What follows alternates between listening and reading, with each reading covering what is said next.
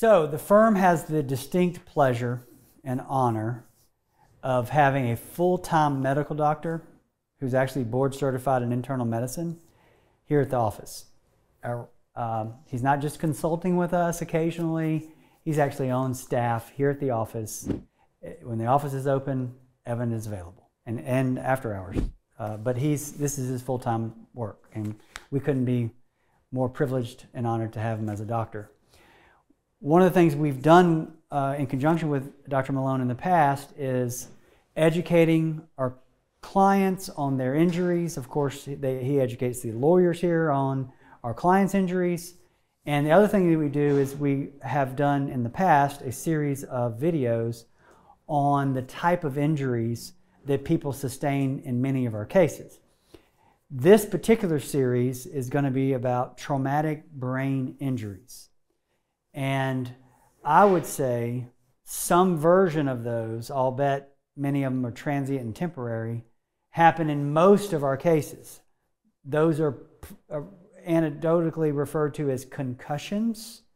And I would say upwards of 90% of the car wrecks that we help people in have some concussion type symptoms initially. And the starting point for this video series on traumatic brain injuries is going to discuss basically what is a traumatic brain injury, what is the difference between a traumatic brain injury and a concussion, and then we'll go into more detail in other videos about the treatment, diagnosis and treatment of traumatic brain injuries as this series continues. But Dr. Malone, let's talk generally about what is a traumatic brain injury, how is it different than a concussion, because we see concussion and post-concussive symptoms in a lot of the emergency room stuff that we get from people that are in car wrecks. Tell us what we're dealing with here. So a concussion is a traumatic brain injury, but when we hear about the diagnosis of traumatic brain injury, that's more of a chronic, long played out impact to the patient, whoever is experiencing their symptoms. So, oh, I just had a concussion and I was fine the week later and I was back to doing what I was doing. That's, yes, it's a TBI, a traumatic brain injury, but it's not the kind that would be long lasting.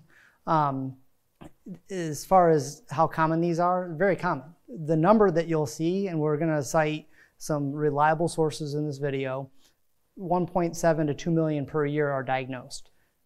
There's a lot that are not diagnosed, okay? The people that went to the ER, got the diagnosis of, you know, hey, I had a car accident or I fell, but they didn't get any further workup. They just kind of went on with their day. They might have had a diagnosis like that. So concussion is one thing, and it can be brief, and that's great for the patient. Like, it's not long lasting, but when it starts to play out longer, that's what we're going to talk about with some of these other videos, like how it can impact your life almost permanently. And so what he explained to me before today was, and years ago, is that the brain is floating in cerebral spinal fluid. So it's floating in your skull.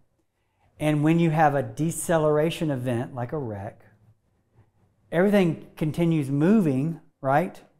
And there's nothing that restrains your brain that's floating from bouncing inside the skull. So the front of it will hit the front of the skull, and then it'll bounce off and sometimes hit the back of the skull. And then you'll get a bruise on your brain like you get on your arm. Yep. And many times, like you get a bruise on your arm and a bruise on your leg or whatever, bruises heal up. Mm-hmm. But sometimes the bruise causes a bigger problem, yeah, and it doesn't go away, yeah, within a week or two. Yeah. And that's where the traumatic brain injury comes from. Yeah, and the bruises on your skin, the skin regenerates. Bruises in the brain doesn't regenerate the same, okay? It can rewire around it, recircuit, bypass that injured area, but there's consequences to that even.